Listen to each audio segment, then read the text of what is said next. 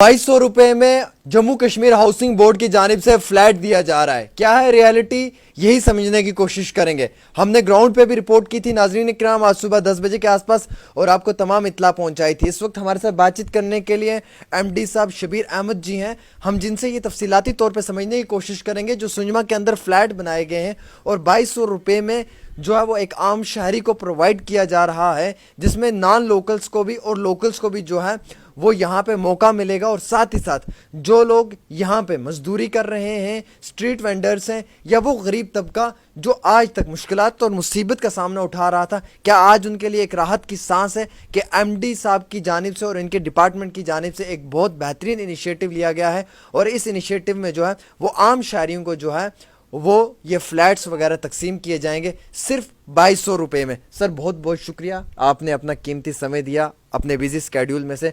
Sir सबसे पहले मेरा पहला सवाल ये रहेगा कि ये जो फ्लैट्स हैं ये ₹2200 में पर मंथ इनका रेंट है, ये कितने समय के लिए हैं? क्या 3 साल के लिए, 5 साल के लिए, या फिर जिस तरीके से न्यूज़ चैनल्स ये क्लेम कर रही हैं, दावा कर रही हैं कि 25 साल के लिए? पहले ये क्लियर करें। थैंक यू आमिर साहब। एक चीज़ ये मैं क्लियर करता हूँ कि ये पहले ये परमानेंट अलॉटमेंट नहीं है जी। ये एक नया कंसेप्ट है आफ्टर कोविड-19 अंडर हाउसिंग मिशन। उसमें ये डिसाइड किया गया था कि जितने भी कम्प्लेक्सेस गवर्नमेंट बिल्डिंग्स खाली पड़ी हैं उन बिल्डिंग्स को रेनोवेट किया जाए और उसके बाद उनको जो है जो पुअर लेबरर्स, स्टूडेंट्स, जो स्ट्रीट वेंडर्स जो भी हैं उनको जो है ये EWS कैटेगरी, LIG कैटेगरी के लोगों को किराए पे दिया जाए। और किराया भी जो है ये रेंटल हाउसिंग कम्प्लेक्सेस का बहुत नॉमिनल सा किराया है। चंडीगढ़ में जिस तरह से एक है उसका 3000 है, देहरादून में है 2500 है, इसी तरह थ्रू आउट कंट्री ये काफ़ी जो रेंटल कम्प्लेक्सेस हैं रेडी हैं, डिटेल्स आप देख सकते हैं। तो ये जो रेंटल हाउसिंग कम्प्लेक्सेस का जो कंसेप्ट है ये हमारी जो बिल्डिंग जो हमने आइडेंटिफाई की थी पहले ऑलरेडी की है हाउसिंग JK हाउसिंग मिशन में, तो उसमें जो है वहाँ पे जो है 336 फ्लैट्स जो कि अंडर JNURM में 2012 और 14 के बीच में जो है ये बनाए गए थे। बहुत पहले के बने हुए फ्लैट्स थे और उसके बाद जब स्कीम बंद हो गई GMC की, जम्मू म्यूनसिपल कॉरपोरेशन के, उनके अंडर ही ये बने थे।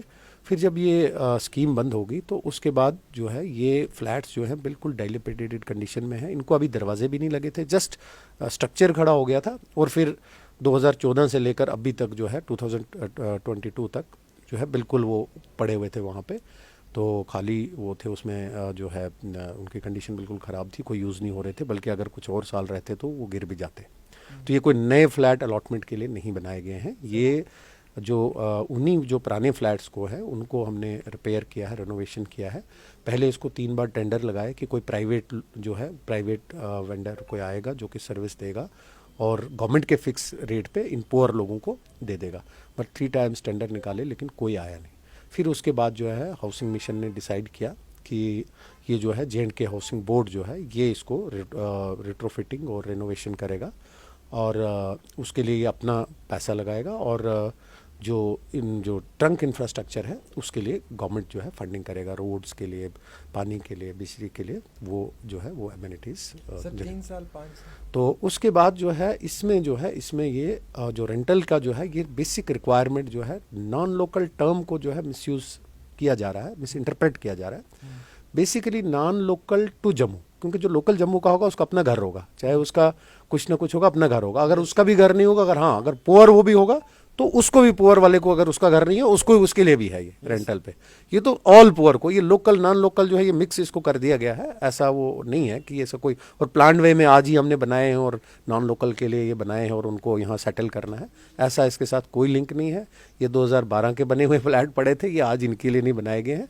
हाँ, रेंट पे दिए गए हैं और ये फैसिलिटेट करेंगे। बल्कि मैं आपसे भी रिक्वेस्ट करूँगा कि वो हमारी स्कीम जो नोटिफाई है JNK हाउसिंग मिशन की वेबसाइट पे जाएंगे, JNK हाउसिंग बोर्ड की वेबसाइट पे भी अवेलेबल है, उसका डिटेल दिया हुआ है।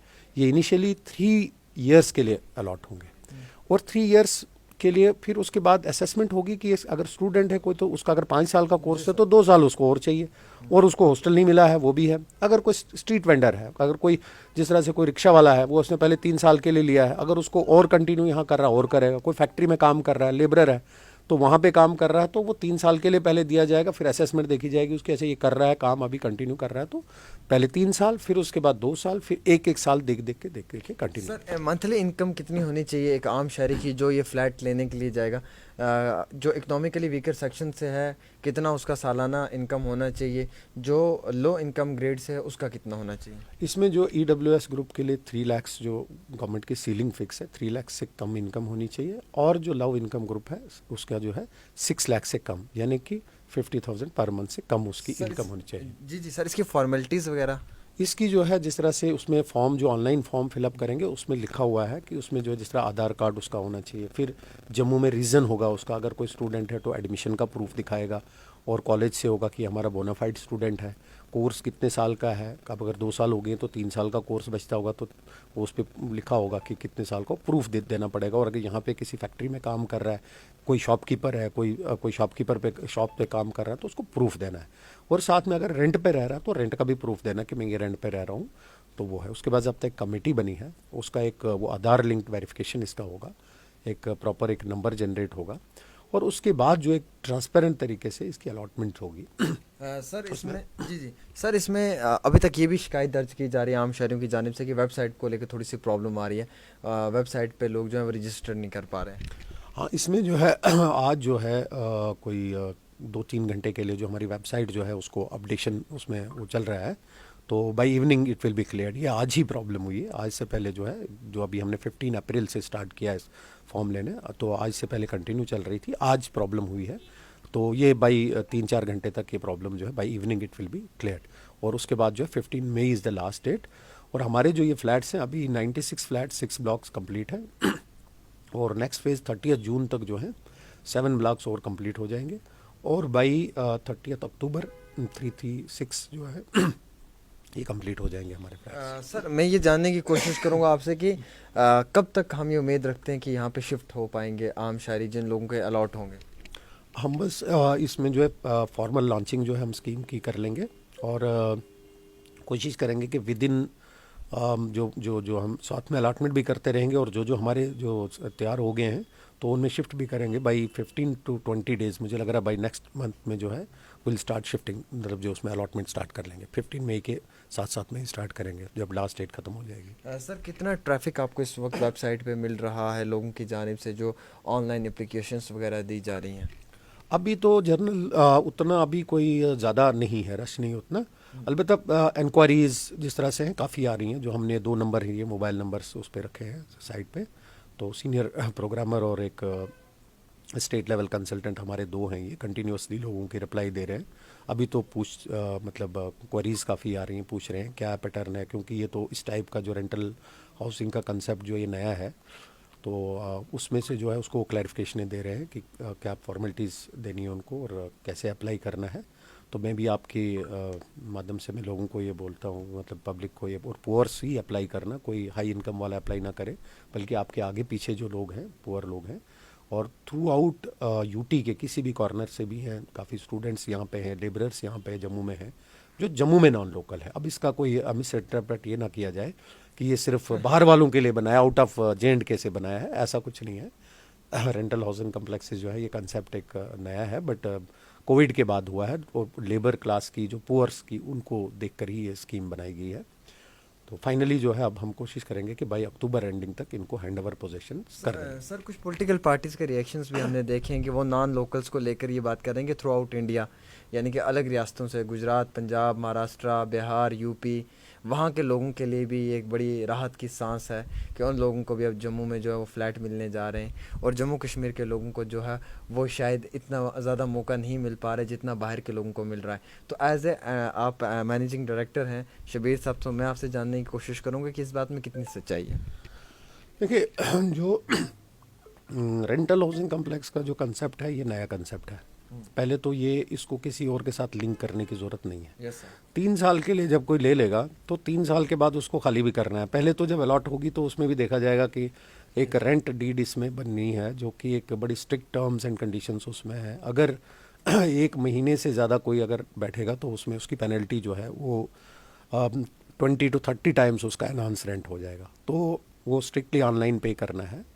तो ऐसा कुछ नहीं है कि जो पुअर है तो पुअर है, वो किसी भी जगह का हो और यहाँ जम्मू में अगर वो रह रहा है तो उसको रेंट पे बैठना। इस तरह से तो कल इसका कोई मिसयूज़ करेगा, बोलेगा जी होटल पे भी नहीं बैठ सकते हैं, तो ऐसा ये कुछ नहीं है। तो प्योरली हमने तो 25 ईयर्स के लिए लिया, बिल्डिंग तो हमारी भी नहीं है। अगर कोई ऐसा अलॉटमेंट का कोई ये होता JNK हाउसिंग मिशन में, तो GMC की बिल्डिंग है, तो इसलिए ऐसा कोई नहीं है मिस इंटरप्रिटेशन है। बल्कि मैं रिक्वेस्ट करूंगा सबसे जो भी इसमें इन्वॉल्व है कि आप जो आगे पीछे आपको गरीब नज़र आ रहा है, पुअर इज़ पुअर, उसको जो है गाइड करें, उसको हेल्प करें फॉर्म फिलअप करने के लिए, ताकि अगर उसको 10,000 8,000 में इस टाइप की अकोमोडेशन मिल रही है तो उसको वो जो है वो 2200 में मिलेगी। तो ये तो दिस इज़ अ मिशन। ये तो एक गवर्नमेंट की तरफ से इसका एक जो है हमारे ऑनरेबल LG साहब ने भी इसमें जो है इमीडिएटली हाउसिंग के सेक्टर में बहुत फोकस कर रहे हैं, बहुत गाइड कर रहे हैं। और वर्दी चीफ सेक्रेटरी साहब ने इस पर 3-4 मीटिंग्स ऑलरेडी ली हैं। तो वो रेंटल के अलावा जो बाकी हाउसिंग कॉलोनीज़ में हैं उस पर भी आप मीटिंग्स, हम भी दिन रात इस पर मेहनत कर रहे हैं कि बाकी कॉलोनीज़ और बाकी भी हो जाए, वो अलॉटमेंट की स्टेज पर पहुंच जाए और फैसिलिटीज़ मिले। बट ये जो प्रोपोगंडा और इसमें कोई पॉलिटिक्स के खेलने की जो है ये नहीं है, ज़रूरत नहीं है और चाहिए। बल्कि यही इसमें करना चाहिए कि गरीब है, उसको जो है उसको प्रॉपर गाइड करें। और उसको जो ये बार बार मैं बोल रहा हूँ 3 साल के लिए दे रहे हैं इनिशियली। पहले तो हम सोच रहे थे कि ज़्यादा टाइम के लिए रखेंगे क्योंकि फॉर्मेलिटीज़ पूरी करनी है, लेकिन बाद में आया कि नहीं, कोई कोर्स जो है मैक्सिमम एक स्टूडेंट जो रहता है वो 5 साल का रहेगा, इसमें स्टूडेंट भी होगा। तो फिर हमने कहा कि अगर हम 1 साल के लिए रखेंगे या 6 महीने के लिए रखेंगे तो वो तो फॉर्मेलिटीज़ में एप्लीकेशन अप्लाई करने में, फिर दूसरे को अलॉट करने में, तो वो उसमें उतना टाइम में ही उसमें निकलेगा, क्योंकि गवर्नमेंट का प्रोसीजर थोड़ा टाइम तो उसमें वो लगेगा वेरिफिकेशन डॉक्यूमेंट्स में। इसलिए हमने ये 3 साल का रखा। बाकी ये इसमें कोई ऐसी इंटेंशन नहीं है कि किसी को परमानेंट सेटल करना है, किसी को ये करना है। This is not, it is totally wrong, it is totally as a, मैं कह सकता हूँ कि एक जस्ट एक प्रोपोगंडा है और कहीं मिस गाइडेंस है। क्योंकि इसमें जो स्टूडेंट्स है, अगर आप देखेंगे यहाँ पे जम्मू में इतने कोचिंग सेंटर्स में या बाकी जगहों पे, तो दीज पीपल आर जो है यहाँ पे जो काम कर रहे हैं, non local to Jammu means use किया गया, क्योंकि लोकल्स को अपना घर होगा। सर एक आखिरी सवाल है मेरा इसी गुफ्तगू के हवाले से सर, कि जो यहाँ पे जम्मू में रह रहा है, लेट्स सपोज कोई कश्मीर का बच्चा पढ़ रहा है, कोई रजौरी पुंछ का है, जो कोई चनाब का है, कितना समय उसको होना चाहिए ऑलरेडी जो यहाँ पे रेंट पे रह रहा है? 2 साल, 5 महीने, 6 महीने, 1 साल? उसके बाद जो है वो उसका अगर पीरियड पूरा है, ये मुकम्मल है, तो उसी को मिल सकता है, या कोई भी जो है वो टेम्प्रोरी बेसिस पे कभी भी माइग्रेट कर चुका है उसको ही मिलेगा? इमीडिएटली जिस तरह से अगर आज कोई बच्चा एडमिशन लेता है से, या कोई आज कोई यहाँ काम कर रहा है और प्रॉपरली काम कर रहा है यहाँ पे, वो अभी तो हमें प्रूफ उसका आ जाएगा कि वो अप्लाई जब वो करेगा, एक एफिडेविट की कंडीशंस हैं और उस पर प्रॉपरली वो अपनी अंडरटेकिंग वो दे रहा है। उसके बाद उसकी वेरिफिकेशन कर रहे हैं कि अगर कोई स्टूडेंट है जैसे आपने बताया, तो उस स्टूडेंट का एक प्रॉपर एडमिशन होगा, इंस्टीट्यूशन का रिकॉर्ड होगा कि उसने एडमिशन इस कोर्स में लिया है, तो that is sufficient to prove that. कितने साल यहाँ रहा होना चाहिए इसकी कोई कंडीशन नहीं। इसकी कंडीशन इसकी इनकम जो है वो 3 लाख EWS और 6 लाख जो है लो इनकम ग्रुप, मतलब 6 लाख से नीचे उसकी इनकम, उसकी फैमिली की इनकम होनी चाहिए। ऐसे नहीं किसी डॉक्टर का बेटा है या किसी और जिसकी जो है किसी गवर्नमेंट एम्प्लॉय का बेटा है और 50,000 से ऊपर उसकी इनकम है, तो he can not apply, he is not eligible. ये तो सिर्फ पुअर के लिए। सर एप्लीकेशंस लगेंगे more than thousands of, select करने 336, हाउ यू सी सर, कैसे ये होगा? ये तो इसके लिए हमारा जिस तरह से एक प्रॉपर प्रोसीजर है, उसमें अगर एप्लीकेशंस जिस तरह से हम बाकी जो एक अलॉट करते हैं, उसमें एक प्रोसीजर है कि अगर एप्लीकेशन नंबर ऑफ़ एकोमोडेशन से ज़्यादा आ गया, नंबर ऑफ़ फ्लैट से ज़्यादा एप्लीकेशंस आ गई, तो उसमें ड्रॉप लॉट से करते हैं, कंप्यूटराइज्ड ड्रॉप लॉट्स करते हैं, तो जिसका वो आ जाएगा। पहले तो एलिजिबिलिटी में जो ड्रॉप लॉट्स तक जो एप्लीकेशन, सिर्फ एलिजिबल वाले एप्लीकेशन ही उसमें रहेंगे, फिर उसके बाद ड्रॉप लॉट्स के थ्रू। बहुत बहुत शुक्रिया सर हमारे साथ बातचीत करने के लिए। शबीर साहब थे जिनकी जानिब से तफसीलाती तौर पर नाज़रीन किराम ये बताया गया है कि जो ये 336 फ्लैट हाउसिंग बोर्ड की जानिब से तकसीम किए जा रहे हैं, ये उन लोगों को किए जा रहे हैं कि जो बिल्कुल इकोनॉमिकली वीकर सेक्शन से ताल्लुक़ रखते हैं, या फिर वो लोग जो लो इनकम ग्रेड से हैं, या वो street vendors, auto rickshaw drivers, या वो फैमिलीज़ जो पिछले कई सालों से जम्मू के अंदर सरवाइव कर रही हैं, जिनके बच्चे यहाँ पे पढ़ रहे हैं और बड़े गरीब तबके से वो लोग रब्ता रखते हैं। उन्हीं लोगों के लिए एक बेहतरीन इनिशिएटिव लिया गया है और यकीनन तौर पे जम्मू में पहली बार ऐसा एक नया बेहतरीन इनिशिएटिव देखने को मिला है धारा 370 के बाद।